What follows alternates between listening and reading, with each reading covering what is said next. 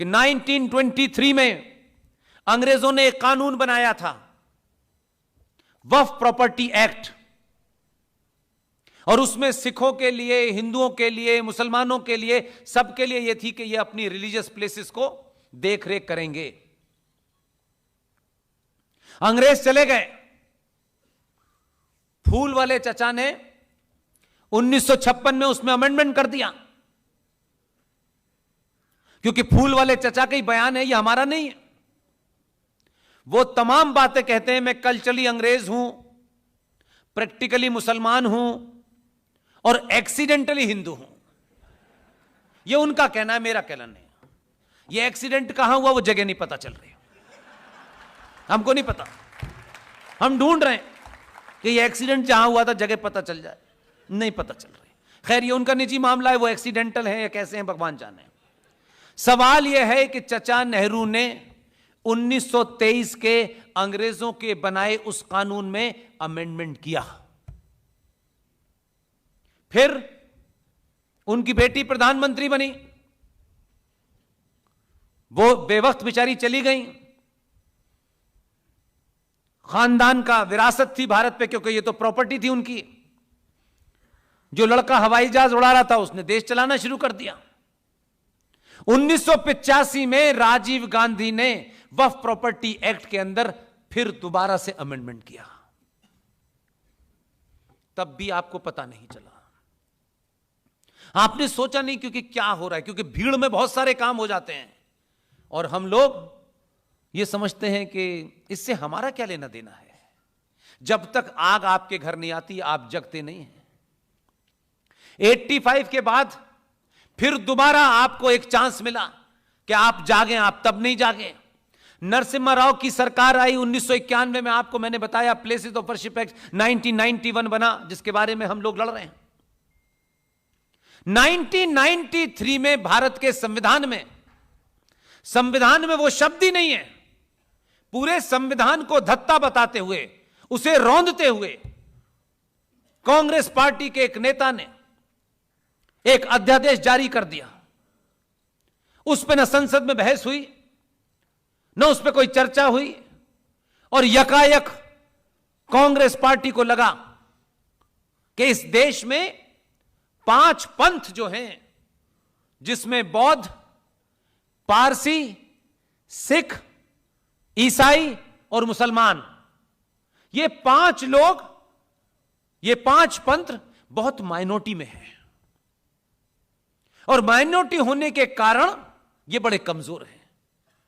इसलिए उस अध्यादेश जारी हुआ और आनन फानन के अंदर भारत की आत्मा, संविधान की आत्मा को रौंदते हुए, क्योंकि भारत के संविधान के किसी पन्ने पर, किसी कोने में, किसी जगह भी माइनॉरिटी शब्द का जिक्र ही नहीं है। लेकिन इस देश में संविधान लोगों को तभी तक है जब तक उनके फायदे के लिए है, और अगर उनका फायदा संविधान से नहीं पूरा हो रहा है तो उन्होंने 1993 के अंदर एक अध्यादेश जारी किया, और अध्यादेश को कुछ दिन के बाद में आपने पलट दिया और देश में नेशनल कमीशन फॉर माइनॉरिटीज बन गया। करोड़ों का बजट है। 35,000 पारसियों ने आज तक माइनॉरिटी कमीशन से 1 पैसा नहीं लिया, 1 पैसा नहीं लिया। और एक कम्युनिटी के 2 लोग यहां बैठे हैं, मेरी निगाह बार बार उन तक जाती है, दोनों की तरफ। ये यहां 2 हैं, इनकी परसेंट 1.25% है पूरे देश में। हम इनको देख के कहते हैं कि हमें इस देश में एक भी भिखारी सिख नहीं मिलता।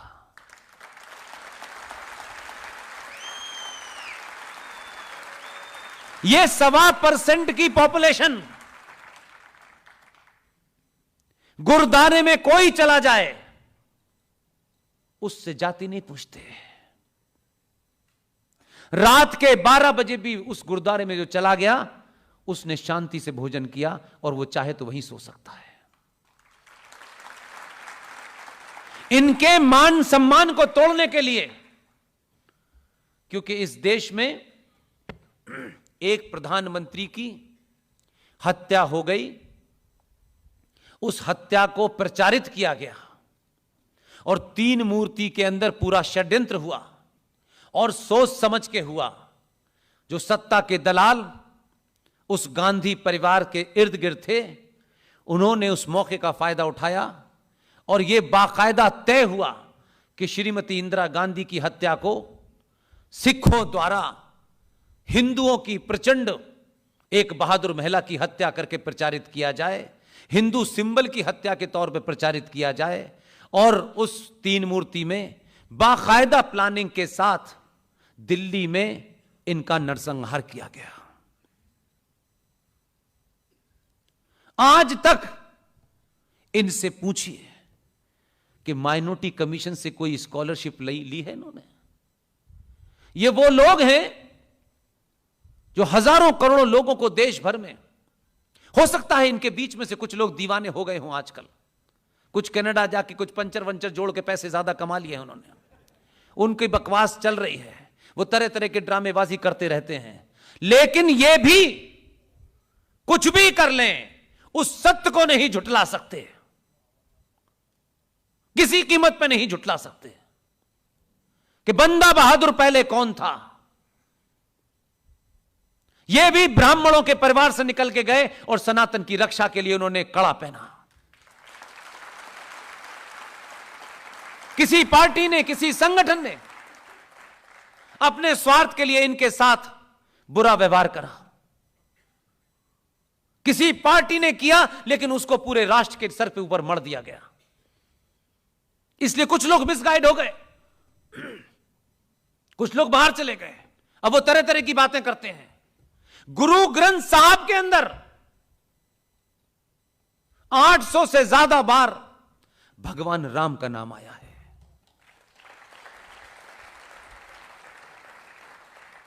ये हमारे ही थे। इन्होंने इस्लामिक आतंकवादियों को, आताताइयों के से लड़ने के लिए बड़े लड़के ने ये 5 चीजें पहनी और इन्हीं का पुरुषार्थ है कि इन्होंने और इनके बच्चों ने आताताई उस इस्लामिक जिहादी टायरेंट के सामने गुरु गोविंद सिंह के 4 पुत्रों में से 2 पुत्र चमकौर के युद्ध में धोखे से मार दिए गए। एक 9 साल का जोरावर सिंह और एक 6 साल का साहबजादा फतेह सिंह। उन दोनों बच्चों को इस्लामिक रूलर के आदेश के तहत कहा गया कि अगर अपना मजहब बदल के इस्लाम कबूल कर लोगे तो जान बख्श दी जाएगी। यह कोई हजारों साल पुराना इतिहास नहीं है मेरे भाई।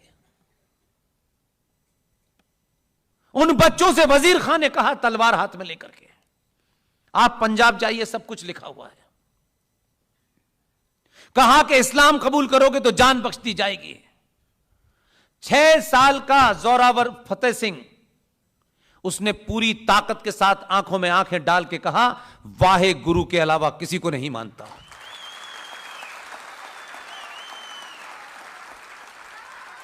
वो बच्चे, जो 6 साल का बच्चा, उन दोनों बच्चों को उस इस्लामिक रूलर ने कन्वर्ट न करने के कारण जिंदा दीवार में चिनवा दिया। उन बच्चों की मृत्यु हो गई और इस मौत की खबर बच्चों की दादी गुर्जरी देवी को जब पता चली, वो सदमे से उनका देहांत हो गया।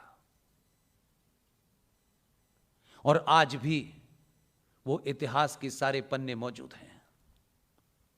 लेकिन दुर्भाग्य हमारा कि इनको जलील करने के लिए, इनके उस पुरुषार्थ को समाप्त करने के लिए पहली बार सरकारी तौर पर सिखों को हमसे अलग बता करके माइनॉरिटी कमीशन में इन भिखमंगों की भीड़ में इन्हें खड़ा कर दिया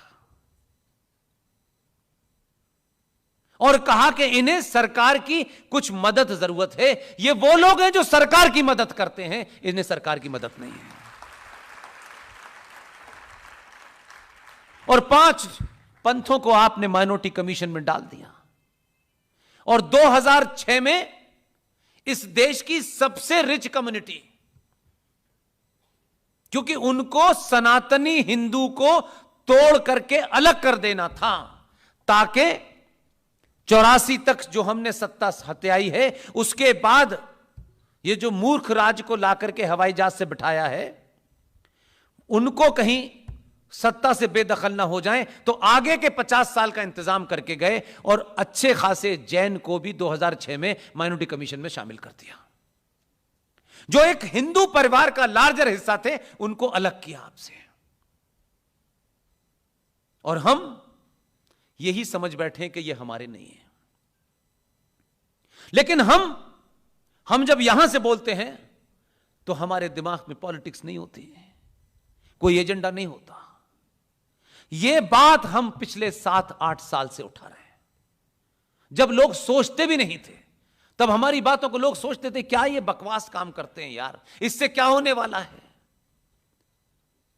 इन्हीं कामों से राष्ट्र की खोई हुई पहचान मिलेगी, ये ध्यान रखिएगा। पद नहीं मिलेगा, सत्ता नहीं मिलेगी, ये हम जानते हैं, ना मिलना चाहते हैं, ना हमारी इच्छा है। लेकिन उस घटना से एक हमारे अंदर ये थॉट पैदा हुआ। उस 14 नवंबर को चचा नेहरू जिस दिन पैदा हुए थे, उस दिन को घोषित कर दिया कि बाल दिवस है। बहुत मैंने समझाया लोगों को यार, सरकार के कुछ लोग जब मिलते थे तो मैं उनसे कहता था कि बच्चों से क्या लगाव था उनको,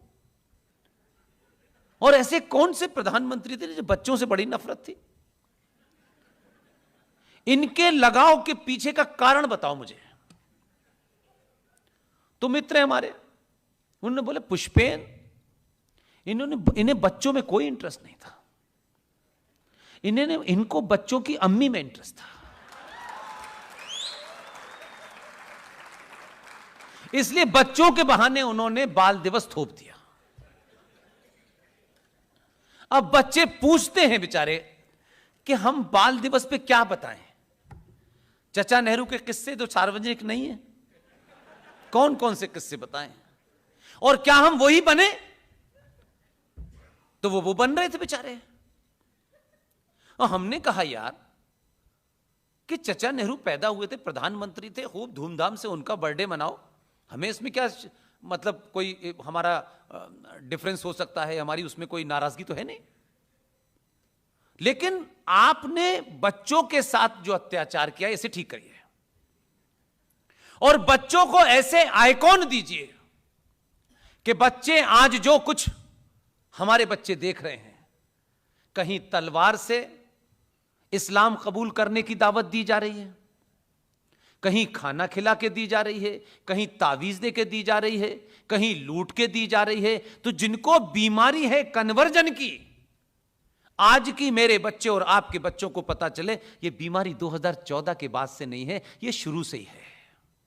और इस बीमारी से लड़ने के लिए अगर बच्चों को पराक्रम की और बहादुरी की कहानी सुनानी है, तो जोरावर सिंह और फतेह सिंह को जिस दिन दीवार में चुनवाया गया था 26 दिसंबर को, क्यों नहीं बाल वीर दिवस मनाया जाए।